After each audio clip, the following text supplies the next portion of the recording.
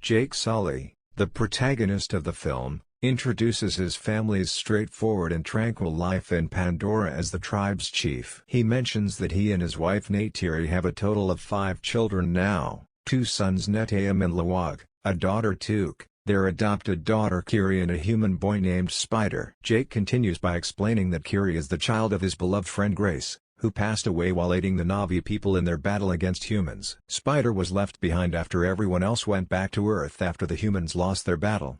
According to Jake, the kids interact and take good care of one another when playing. Despite being different in color and body size, Jake mentions that all of the children live together like a family. However, Neytiri does not like Spider, because he is revealed to be the son of Colonel Miles Quaritch, the evil man who almost wiped off the Na'vis. It just so happens, Spider was abandoned on Pandora since he was excessively little to be shipped back to Earth. On the other hand, Kiri is quite fond of Spider and feels a special connection to him. The human boy believes himself to be a member of the Na'vi people because he has lived among them his entire life. Jake and Neytiri are having a conversation one night when they both spot some bright spacecraft in the sky. The spaceships suddenly reach them and begin inflicting mayhem. The Omaticaya environment is set ablaze, causing extensive damage and the demise of numerous creatures. A troop of warriors with robotic artillery emerge from the spacecraft and destroy what is left of the area. When Neytiri and Jake, who are observing from a distance, find out that it is an RDA spaceship carrying humans who are on their way to Pandora to colonize it and create another main operations station, they are astonished. The action then moves to one of the human research facilities where a Na'vi clone of the Colonel has been successfully produced. The information and memories gathered before his death have been fed to him. As a result, everything about the Colonel's clone is known except for how and by whom he was slain. The scientists have created clones of other soldiers who were there during their previous invasion on Pandora in addition to the Colonel.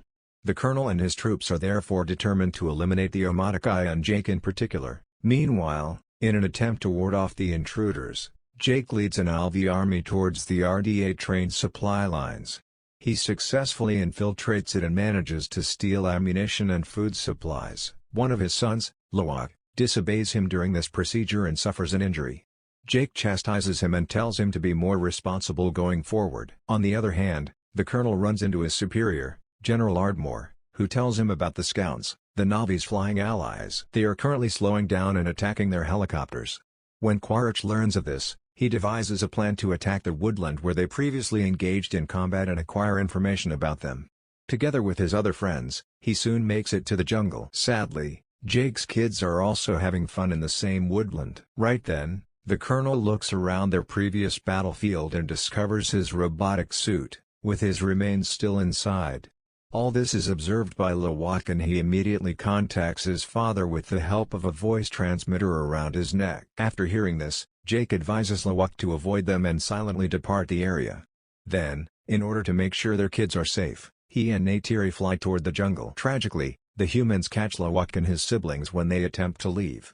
When the Colonel examines their fingers more closely, he discovers that they are his arch-rival's kids. Then, Neytiri and Jake show up and start attacking the troops. They are able to release the majority of the kids, but not Spider. Unfortunately, the cruel humans take the boy away. Later, when the Colonel inquires about Spider, he recognizes him as his son right away. Jake approaches his wife in Omaticaya and advises that they leave the area and travel to the east coast. He fears that the Spider will tell the Colonel and his men where they are. Jake also warns Neytiri that unless he joins the tribe, humans will continue to attack them because it was him who originally killed Colonel Quaritch. Neytiri would rather not leave her delightful home, however she realizes that anything her better half is saying is true. Thus, she consents to relocate with him. General Ardmore, on the other hand, treats the Spider cruelly by putting him in a revolving device. Absolutely, he should be placed in the tiny naked person spinning machine. He makes several unsuccessful attempts to get the boy to provide crucial information. Spider simply won't budge since he is too devoted to his Na'vi parents. The Colonel stops the spinning machine right away because he unexpectedly cannot see his son in this condition. He then goes up to the general and tells her he will deal with the Spider in his own way. Later, in a different room, he runs into the youngster and tells him that he's not a nasty person. He also reveals that he is there to return him to Earth. Because of this, Spider decides to give him the information he requests in the end. The following clip shows Jake and his family flying out in their Scouts from their native home. They finally reach Omaticaya, where another Na'vi tribe resides, after several days of flight. Strangely, The Na'vi who live here have a paler coloring and prefer to stay submerged. They begin making fun of Jake and his crew when they come across them. Tanawari, the tribe's leader, and his wife soon show up. He expresses skepticism and claims that Jake and his family are unprepared to survive in the ocean. However, desperate to save his family, Jake promises that they will adapt to the place in no time. He then reveals how they are being chased after by some humans. Hearing this, Tanawari finally agrees to let them stay and provides them with shelter. He also asks his children to teach Jake's children how to swim and use their special creatures to move around the water. As mentioned, the adolescents of Tanawari take their new colleagues to the beach and start showing them the essentials. Meanwhile, the ever-so-mischievous Lo'ak tries to connect with a sea creature, but loses control and falls into the water. Seeing him, Tanawari's children start laughing. As all this is happening, the girl, Kiri, can be seen deep inside the ocean. Surprisingly, she has adapted well to the place, and can even control some sea creatures mysterious and convenient. While Kiri is meditating underwater, Tanawari's son Anung and his friends approach her and start making fun of her. As a result, Lo'ak shows up and strikes Anung. But Anung doesn't take this lying down and immediately begins smacking some ass with his thick tail. Later, when Jake finds out about the incident, he angrily orders his son to go and apologize to Anung as he is the clan leader's son. Reluctantly, Lo'ak agrees and says sorry. Anung feels resentment even after forgiving him in front of the others. Therefore, under the guise of swimming, he takes Lo'ak to a predetermined spot in order to teach him a lesson. Lo'ak has no idea that the area is home to hazardous sea animals. Later, as Lo'ak is fishing, a big predator swims briskly at him. Lo'ak is terrified and anxious as he searches for assistance but is unable to find anyone. But just then, a huge beast by the name of Payakan saves the day. It swiftly kills the predator with the help of its wide head. Here, we get to know that Payakan is a tulkun, a peaceful and intelligent creature. There are thousands of tulkuns in the sea, which the Omaticaya regard as their spiritual family. Payakan is the largest and mightiest of them all. Payakan rescues Lo'ak in the interim and brings him to the surface. The latter also assists the monster by removing some harpoons that were ostensibly inflicting pain on it. The two develop a lovely friendship as a result of this. Even through his blowhole, Lo'ak climbs.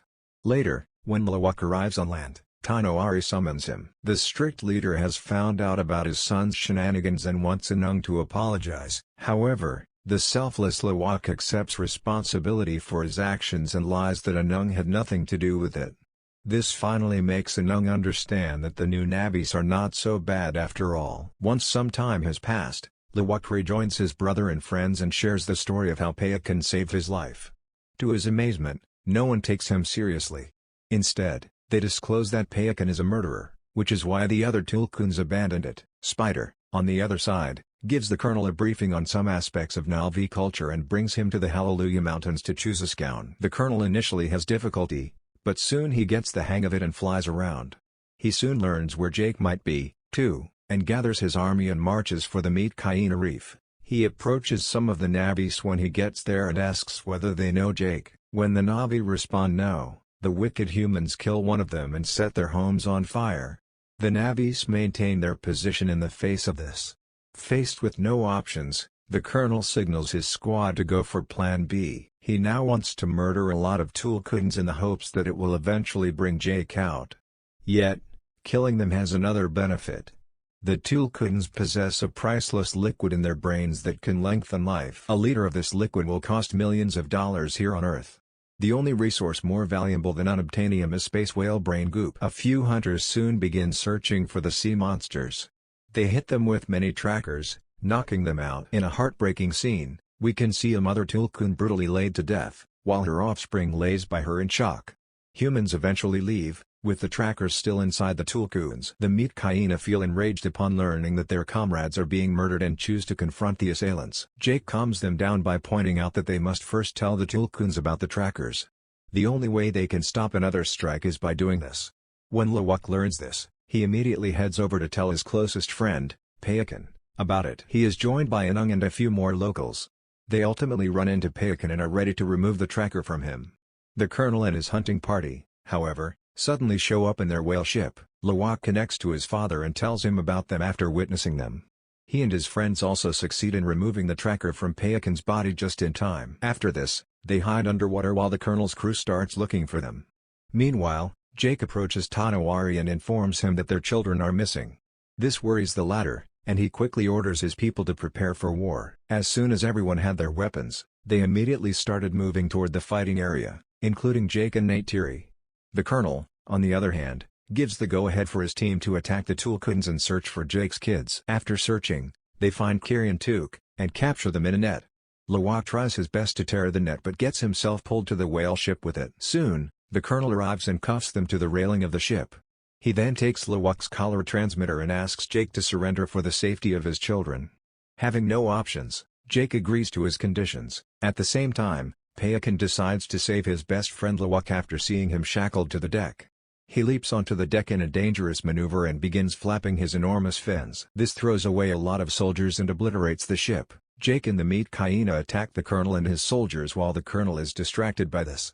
They want to protect their kids, but they also want to exact justice. The whale ship's controller is broken by a spider, which causes it to crash into some rocks and let water inside. Next, Jake and his eldest son, Neteyam, quickly climb the deck and free Lo'ak, Tuk and Kiri. Then they order the children to return to safety, but Lo'ak refuses. Instead he decides to save his adopted brother Spider. He is joined by Neteyam, and after some looking about, they come across a spider. The Colonel notices them as they prepare to depart the ship and starts firing. Unfortunately, one of the bullets hits Neteyam, who suffers serious injuries. He is promptly taken to their mother on the coast by Lo'ak and Spider, but due to the massive blood loss, he dies. Neytiri begins to sob and wail inconsolably as she witnesses the death of her son and before of her eyes. The villainous Colonel uses his scowl to grab Kiri and Tuk in the meantime.